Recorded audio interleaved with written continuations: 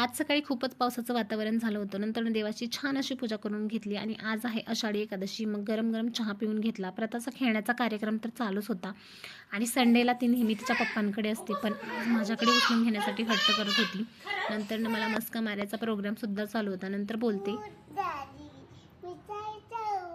भूक लागली, मग काय खायचं. नंतर तिला राजगिराचा लाडू खायला दिला आणि खिचडीच्या तयारीला लागले. देवाला प्रसाद ठेवून पेटपूजा करून घेतली आणि नंतर आमची लाडूबाई रुसून बसली. मी बोलले माझ्या शेजारी येऊ नको, नाही सर ग मेरा.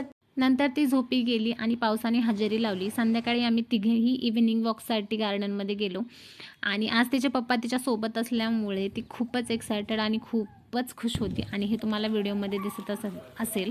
नंतर घरी आलो आणि लेकीने बापाकडे फ्रेंच फ्राईज खाण्यासाठी हट्ट केला. मग काय, आता लेकीचा हट्ट तर पुरवावा लागणारच.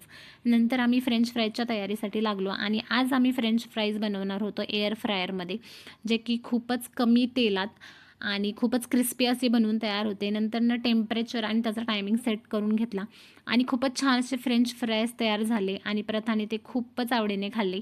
भेटूयात एका नवीन ब्लॉगमध्ये. चलो बाय.